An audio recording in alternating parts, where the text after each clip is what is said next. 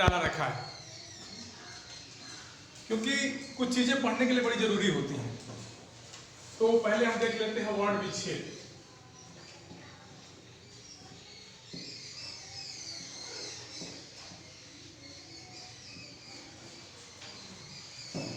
वर्ण विच्छेद के पहले हम ये जानने का प्रयास करेंगे कि वर्ण क्या है। पहले हम क्या प्रयास करेंगे? वर्ण क्या है। अब आप एक लाइन में कहते हो कि सर भाषा की सबसे छोटी इकाई वर्ण कहलाती है, तो ये गलत नहीं है। अगर आप ये कहते हैं कि भाषा की सबसे छोटी इकाई,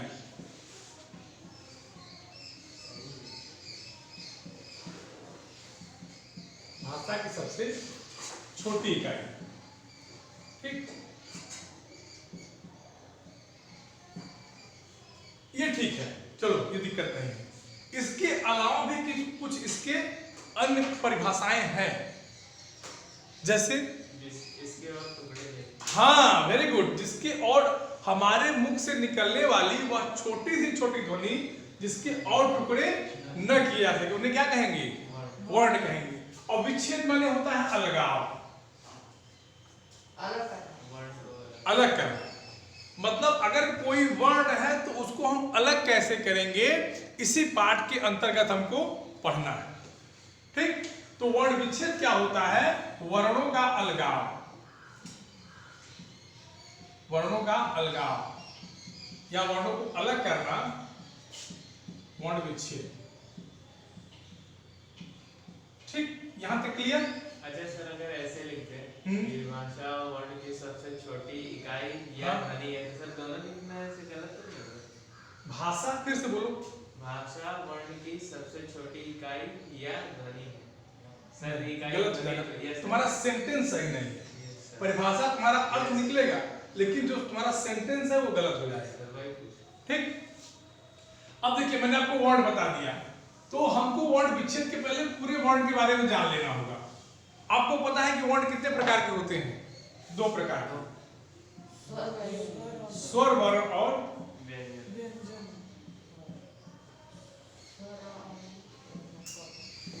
व्यंजन वर्ण।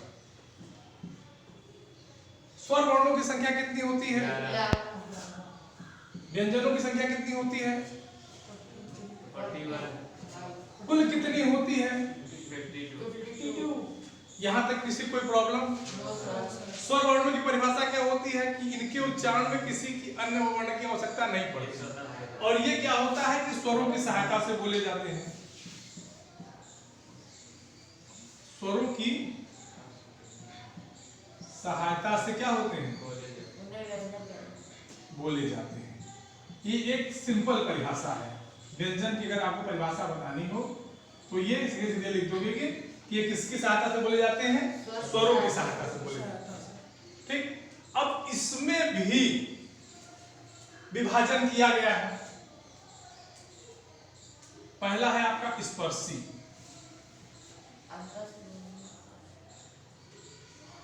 स्पर्शी व्यंजन। अब इनको स्पर्शी क्यों कहा गया? एक नई बात, आखिर इनको स्पर्शी क्यों कहा गया? कोई बता सकता है कि उनको स्पर्शी व्यंजन क्यों कहा गया? आप लोग ये जानते हैं? जो भी बेटा बोलना है खड़े होकर बोलिए। मुंह में कहीं नहीं, ये आप बहुत ठीक बोल रहे हैं, आपका वाक्य सही नहीं है। आप जो बोलना चाह रहे हैं वो मैं अच्छी तरह समझ रहा हूं, और आप सही भी हैं अपनी जगह, लेकिन आपका जो वाक्य है बेटा वो शुद्ध नहीं है। आप बिल्कुल सही बोल रहे हैं, लेकिन उसको जरा वाक्य के रूप में सही कर लेंगे तो परिभाषा आपकी सही होगी। वेरी गुड, बैठ जाइए। स्पर्शी व्यंजन कहने का मतलब है कि हमारे मुख में कुछ वागेंद्रियां होती हैं। वागेंद्रियां माने जिसके द्वारा आप हारमोनियम देखे हैं? आपने हारमोनियम देखा है? आप हारमोनियम पे जब बटन दबाते हैं तो पीछे से एक पर्दे की भांति उसको आगे पीछे करते हैं, तो उसमें देखिए होंगे आप, उसमें पीछे 4 या 5 लगभग छेद होते हैं। उस छेद के माध्यम से उसमें हवा जाती है, समझ रहे हो ना? उस हवा के माध्यम से वो हारमोनियम स्वर उत्पन्न करता है, ध्वनि उत्पन्न करता है। तो ठीक इसी प्रकार हमारे मुख में यहां से लेकर के पूरा दांत तक, ओठ तक, ये सब वागेंद्रियां हैं। माने इनके द्वारा ही से बोलता है। तो जिस वर्ण को बोलने में जो वागेंद्रीय स्पर्श होती है, ध्यान से सुनना, जिस भी वर्ण को बोलने में, जिस भी ध्वनि के उच्चारण में हमारी ये जो वागेंद्री है वो क्या होती है, जो ध्वनि है वो वागेंद्रियों से स्पर्श करती है, इसलिए उनका नाम क्या रखा गया, स्पर्शी। और चूंकि व्यंजन है तो इसलिए स्पर्शी व्यंजन। बात क्लियर हो गई? अब इसको और शार्ट रूप में समझो। मान लो अगर हम क बोलते हैं तो एक बार आप क का उच्चारण करके देखिए कि आप क बोलने के लिए कहां से प्रयत्न कर रहे हैं, कहां से आपकी आवाज आई है, कंठ से। तो कंठ ये क्या है, वागेंद्री। वागेंद्री माने बोलने की इंद्री, वागेंद्री माने होता है बोलने की इंद्री।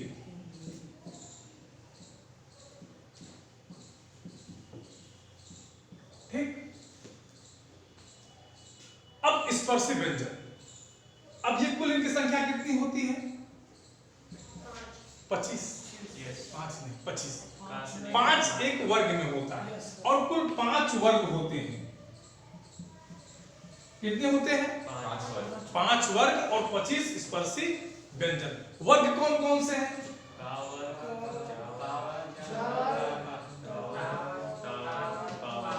ठीक। स्पर्शी मैंने बता दिया कौन कहां से बोला जाएगा। च कहां से बोला जाएगा, नहीं, तालु से। कंठ से क ख ग घ अंग, ये वर्ग पांचों होंगे, ये कंठ से बोले जाएंगे। ये तालु से बोले जाएंगे। किससे बोले जाएंगे, उसमें दिख रहा है ना,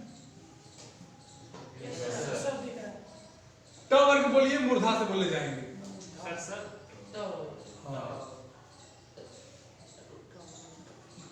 त वर्ग दांत से,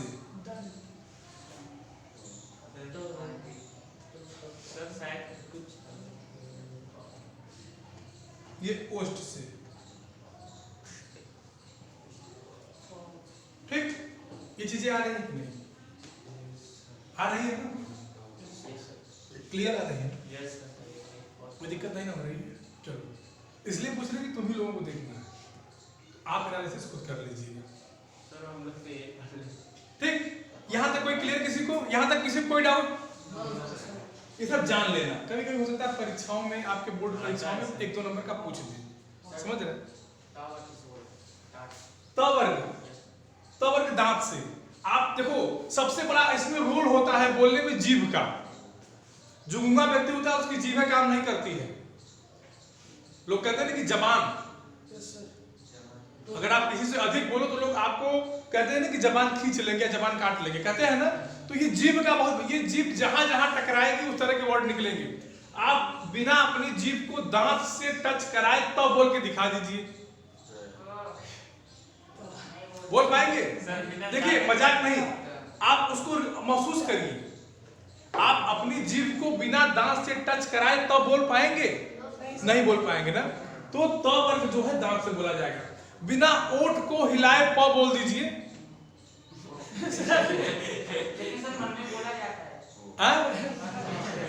मन में बोलते हो तो सुनता कौन है?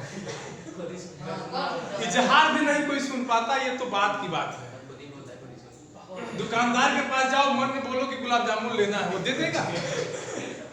नहीं, वो समझ जाएगा गूंगा है, तो उस तरह से अपने यहाँ कस्टमर रखा रहता है, वो आपसे उसी भाषा बात करेंगे। ठीक। अगला है ट। मूर्धा जानते हो? नहीं। जीभ जहां टब बोलते समय टच करती है, टब बोल के अपने मन में या अपने मुंह करा के देखो, जहां जीभ टच करेगी वही क्या होगा, मूर्धा होगा। ठीक। और उसके थोड़ा सा आगे तालु होगा जहां से च बोला जाएगा। च और ट के उच्चारण में ध्यान दो कि जीभ टकराएगी ऊपर ही, लेकिन आगे और पीछे टकराएगी। ठीक। तो ये समझ आ गई चीजें, स्पर्शी व्यंजन। ये प है बेटा, ये ओष्ठ है, ये 5 है। ग वर्ग में 5 अक्षर कुल आएंगे तो 5 × 5 = 25। ठीक।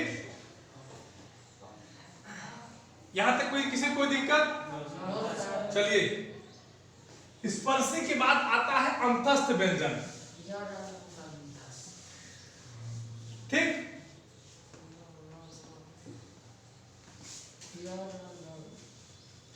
अंतस्थ व्यंजन, उसके बाद उष्ण, फिर संयुक्त, फिर द्विगुण या अन्य,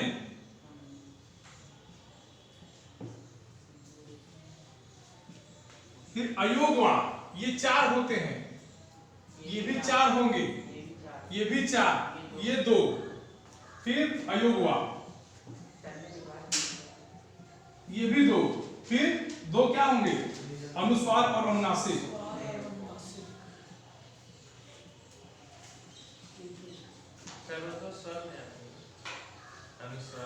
कौन कह दिया? एक ये होगा, एक ये होगा। अब देखो 25 वहां था, 25 4 29, 29 4 33, 33 4 37, 37 और 2 39 और 2। अब क्लियर हो गई बात? अब कहीं की किसी कोई शंका?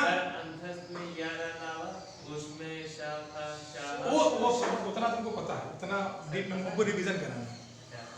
ठीक, उतना तुमको पता है, वो बताया गया होगा पिछली क्लास में।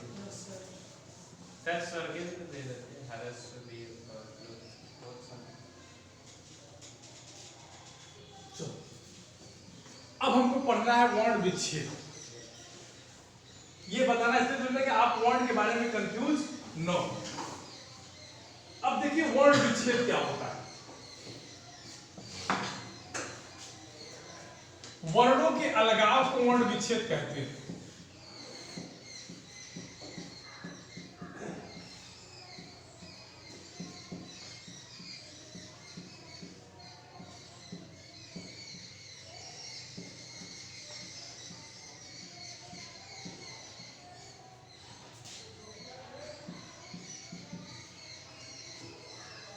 ठीक, जैसे हमारा एक वर्ण है क। अब पहले आप ये पता करिए कि ये क स्वर है कि व्यंजन। तो आपके मुख से क्या निकलेगा?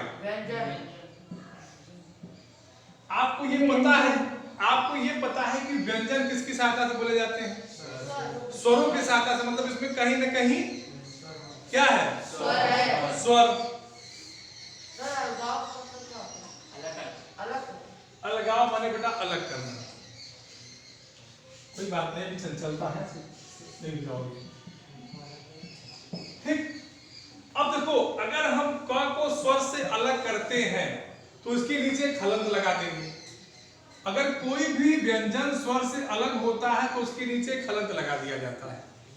ठीक, हलन से क्या मतलब है कि ये व्यंजन स्वर रहित है, मतलब इसमें स्वर नहीं है। लिख दो कि स्वर रहित दिखाने के लिए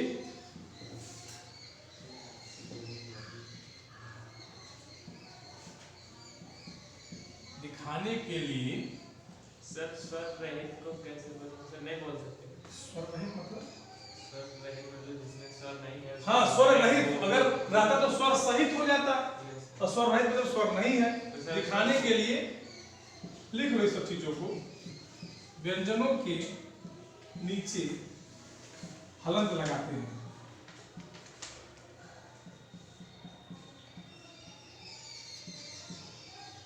मैं ये कह रहे थे इसका उच्चारण से नहीं हो पाएगा। होगा, आधा झटके से होगा। ठीक,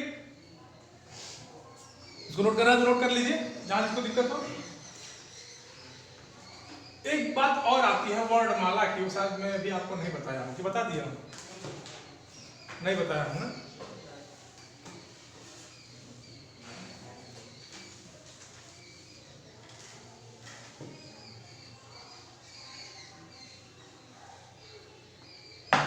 वर्णमाला, वर्णमाला जानते हैं? पहले बताइए माला क्या होती है? माला माने समूह। माने अगर आप लोग समूह में खड़े हैं तो माला हो जाएंगे।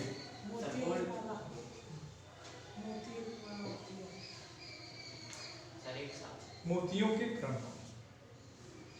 वर्णमाला क्या होता है? वर्णों के क्रम को।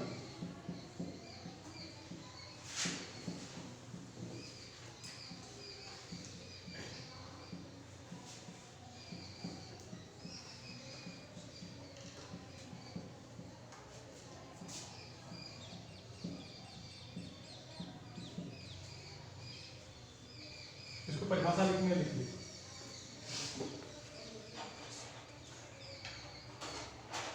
ठीक।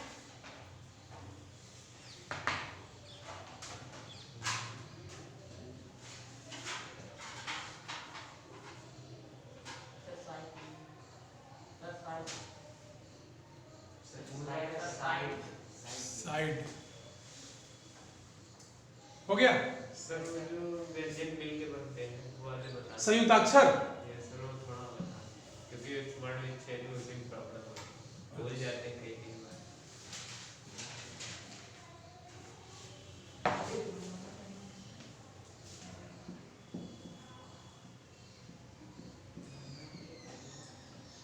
इनकी संख्या 4 होती है, पहले इसको लिख लीजिए। ज्ञ, त्र, स्र और क्या है? सर त्रा एक और ए सर इया जा। बात करोगे तो नहीं समझ में आएगा, समझ गए ना? क्या हमसे पूछो ना, क्यों तुम परेशान हो? तुमको वो टीचर है, आओ तुम्हें पढ़ाओ, आओ पूछो इससे क्या पूछना है, तुमसे ज्यादा जानता है। चंचलता दिखाओ लेकिन पढ़ते वक्त ना दिखाओ। जहां दिखानी वहां दिखाओ, कौन मना कर रहा है? इस जगह चंचलता दिखाने की है। फिर लिखो, इसके बारे में लिख लो। जब एक स्वर रहित व्यंजन का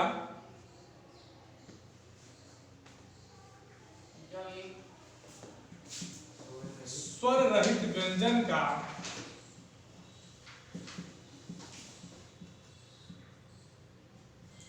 स्वर सहित व्यंजन से मेल हो।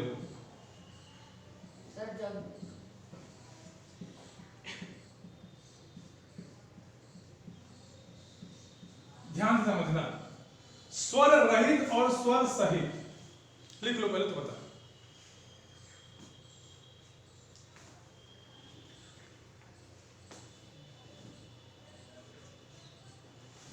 और भागो किसी अलग व्यंजन से, किसी अलग व्यंजन से, तब और चीजें और आसान हो। एक स्वर रहित व्यंजन का स्वर सहित किसी अलग व्यंजन से या भिन्न व्यंजन से मेल हो, उसे संयुक्ताक्षर कहते हैं। क्या कहते हैं? संयुक्ताक्षर। संयुक्त अक्षर। संयुक्त मन होता है जुड़ना, दो वर्णों का साथ आना, और अक्षर। ठीक।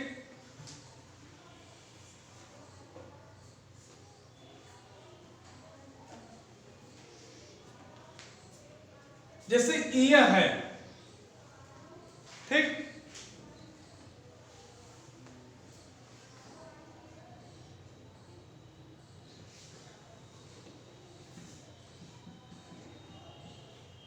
ज और क्या था? पहले उसको मत लिखो। ज और इया से ज्ञ बनेगा, ठीक। त और र से क्या बनेगा? अब परिभाषा में देखो, नोट करो, आ जाएगा। स्वर रहित व्यंजन है, स्वर सहित किसी अन्य स्वर है, बन गया। दिक्कत कोई? यहां समझाने की कोई जरूरत? मैथमेटिकल कॉन्सेप्ट लगा दो कि आ जाएगी चीजें, ठीक। अब हम सीधे सीधे बात करेंगे वर्ण विच्छेद की। अच्छा ये बताओ, वर्ण विच्छेद होगा कैसे? नहीं, वर्ण तो अलग होंगे लेकिन कोई एक वर्ण तो होगा नहीं ना। शब्दों में से जब वर्ण अलग करोगे तो वर्ण विच्छेद होगा, ठीक।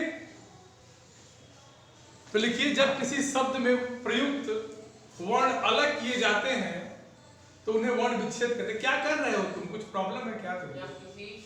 जब किसी शब्द में प्रयुक्त वर्ण, लिख दें, शब्द में प्रयुक्त वर्ण अलग किए जाते हैं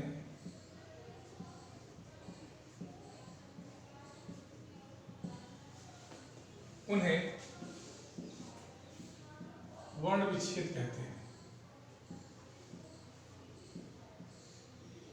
सब उन्हें होगा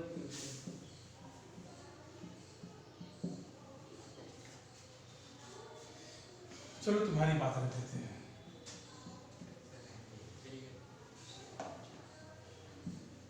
लिख लिया इसको।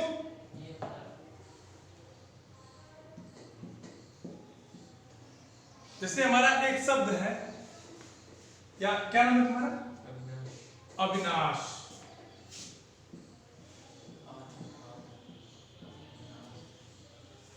अब इस शब्द में हमको ध्यान देना है कि कितने वर्ण दिखाई दे रहे हैं। अगर एक नॉर्मली ढंग से कितने वर्ण दिखाई दे रहे हैं? चार दिखाई दे रहे हैं। अब इसको हमको तोड़ना है। पहला तो स्वर है, तो परेशानी की बात नहीं है। अब वो में दो चीजें हैं, छोटी नहीं, हरस हो गई। पहली क्लास है क्या तुम्हारी आज? याद है? इससे पहले संधि वाले में, संधि वाली क्लास में। अच्छा, एक दिन आए थे तो मैंने हर सो बताया था ना। उसके बाद वो के नीचे क्या लगेगा? हलंत। हाँ, फिर ई, फिर ना, फिर हलंत लगा।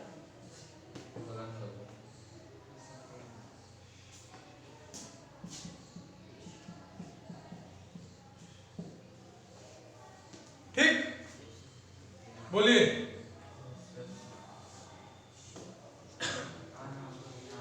समझ में आ रहा है? अब हम लोग चार देखते थे जहां, अब वहां कितने हो गए? 1 2 3 3 6। ये होता है वास्तविक वर्ण विच्छेद। शब्दों में जितने भी वर्ण प्रयोग किए गए हैं, एक एक वर्ण को अगर हम तोड़ेंगे तो यही क्या हमारा कहलाएगा?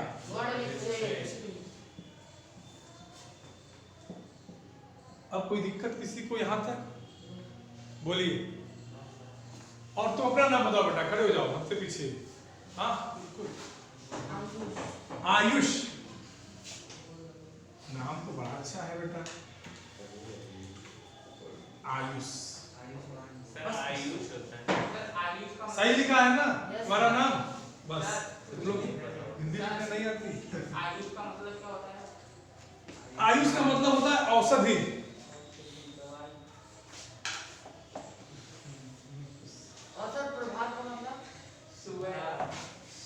प्रभात। सुबह सर, वो पूछ रहा तो हमको बताना पड़ेगा। सुबह जितना भी अनपढ़ प्रश्न पूछना है सब पूछ लेना, जो भी छोटी छोटी जिज्ञासा है हमको सब जान लेना। अविनाश का मतलब? हाँ, पहले पढ़ लूंगी, पहले घर से पूछोगी। हैं? तो हाँ, पढ़ लो। अब देखो आयुष को तोड़िए। आ,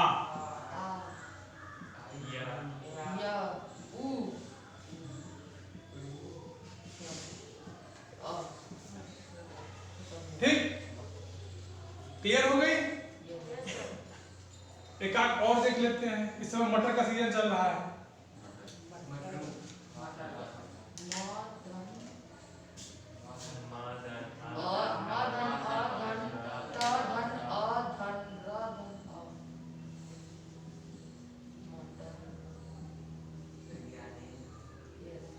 ज्ञानेंद्र ना, यही कोई बोला है ना? Yes sir. तो कर लोगे ज्ञानेंद्र में? सर आप कर लो। बिल्कुल दिखा देंगे बेटा, हम करके दिखा देंगे। तुम लोग उबने लगते हो बहुत जल्दी। देखो गाल पे हाथ रख के बैठे हैं। क्लास में बैठे हो कि पिक्चर देखने बैठे हो? इसका मतलब है कि मन नहीं लग रहा है, और कोई ज्यादा बात नहीं होती है।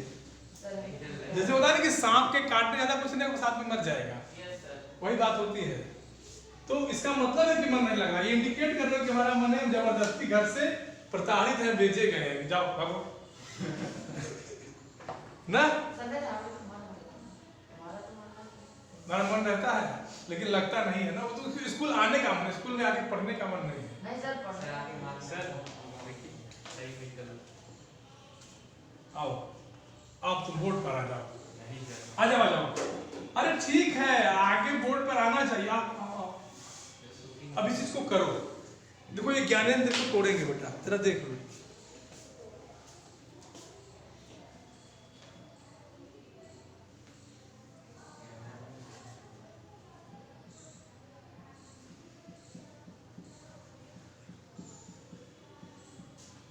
सर इसमें तो संधि भी है ना। संधि शब्द ही तो बनेगी, वर्डों से तो बनेगी। पढ़ते हो। नाम ही सर। अब बताओ कौन प्रूफ करेगा कि सही है? सही वाले कितने हैं, गलत वाले कितने हैं?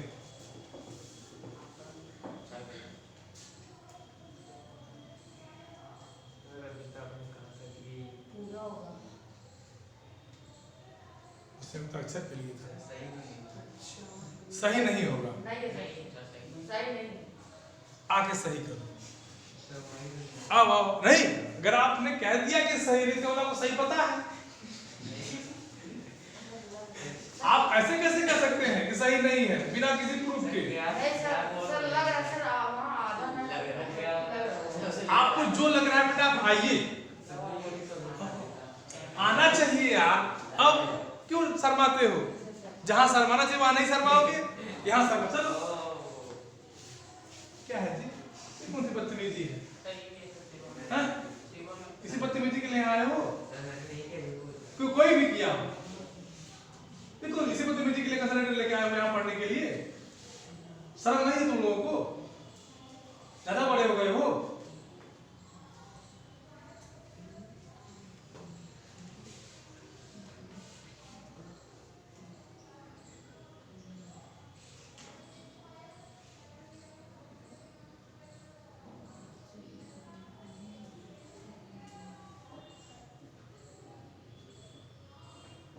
सर ये यहाँ पे ए तक करने से समझ में आया। सर यहाँ आधा है तो ये ना यहाँ आधा ना है ना। तुम आधा ना तो लिखा है, ये आधा नहीं तो है वो, कैसे स्विच ऑफ द कैमरा?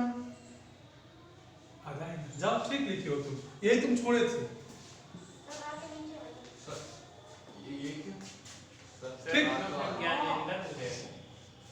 वो जब पूरा है। कुछ चीजें ऐसी होती हैं जो बोलने में और लिखने में भिन्न होती हैं। कभी कभी उसको ज्ञानेंद्र भी पढ़ देते हैं, पता है कि नहीं? जाओ, अब समझ के क्लियर हो गई बात कि नहीं? पहले ये बता दो। Yes sir. हाँ, और क्लास में बेटा बदतमीजी मत किया करो, ये हमको बिल्कुल पसंद नहीं है। सर ये था सब एडवांस था, हम भुलवा देंगे, जान लेना। सर ये शिवम था सर। कोई था, मैं किसी पर्टिकुलर का नाम नहीं ले रहा हूं, कोई भी रहे, पढ़ने आए हो पढ़ो बस। सर अगर आधा ना होगा तो ना पूरा ना लिखे गलत लगा देंगे। आधा न होगा तो हाँ, आधा- कोई वाक्य शब्द बोलो तुम। जैसे कोई शब्द बना लिया जिसमें आधा ना हो तो उसको कैसे? बहुत शब्द है, नन्हे लो हाँ। बन गया, तो सर कैसे लिखेंगे? लो न हो गया, अ हो गया, ना प्लस न पे आधा है ही, और पे दे तो हो गया, ठीक। अब इसी प्रकार से बेटा वर्ण विच्छेद के कुछ नियम होते हैं, आपकी किताब में दिए गए हैं। नियम तो बहुत है, आपकी किताब में दिए कितने गए हैं जरा हम देख तो ले। पहला नियम तो यही है कि हर वर्णों को बांट दीजिए। कोई अगर वाक्य मान लीजिए दिया है भारती, दिया है, अब इसी को बांट दीजिए, पहला नियम तो यही, ठीक। इसको बांटेंगे तो कितना होगा? मात्रा सहित बांटिए। यस सर सर 6 हो गया। बांटने का मतलब होता है मात्रा सहित बांटना, लिख देते हैं मात्रा सहित बांटना, ये तो कंफ्यूज हो जाओगे तुम लोग। देखिए करिए, भ है,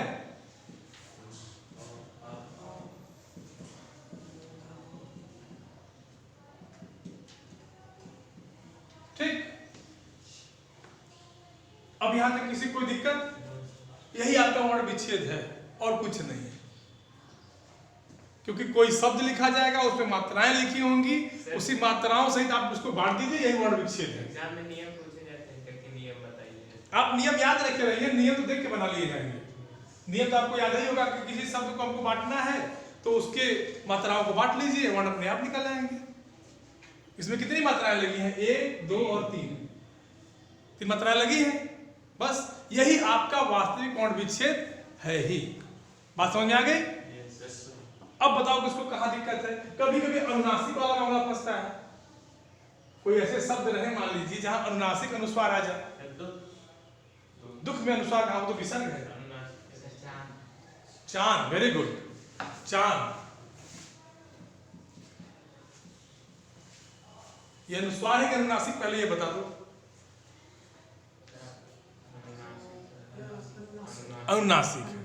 तो इस तरह के जब आ जाते हैं वाक्य तो वहां नियम रखना पड़ता है। बस च को ऐसे कर दीजिए और फिर क्या होगा? चंद्र बिंदु होगा।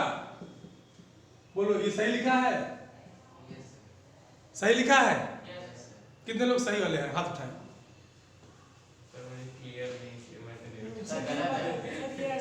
गलत है, आओ सही लिखो। नहीं,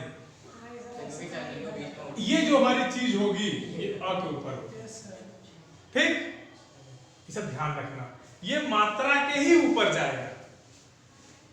हमको चांद तोड़ना है तो च के बाद चूंकि चांद न है तो हमको आ करना पड़ेगा ना। जैसा जो उसके बाद होता है आ के बाद तो आ तो हाँ, अब किसी को कोई दिक्कत? अब वर्ण विच्छेद गलत नहीं करेंगे, क्योंकि यही मैंने जानबूझ के बढ़ाया कि आप लोग थोड़ा, आपको लोगों को आसानी हो जाए। तो क्योंकि जल्दी में कहीं हलन छूट गया तो काट देते हैं। हाँ, तो उसके लिए आपको हमारी मजबूरी है कि हम उसको काटेंगे। ठीक है, वो हमारी मजबूरी होगी कि हम उसको काटेंगे। अब जिसको जो भी प्रॉब्लम हो, चाहे वर्ण से संबंधित हो, चाहे वर्ण के प्रकार से संबंधित हो, चाहे वर्णमाला से हो, चाहे स्वर से, चाहे व्यंजन से, चाहे व्यंजन के किसी प्रकार से, जितनी भी समस्याएं वर्ण से आपको उत्पन्न हो रही है। सर जो है प्लुत स्वर, वेरी गुड। हाँ सर, क्या क्या होता है? हाँ, वो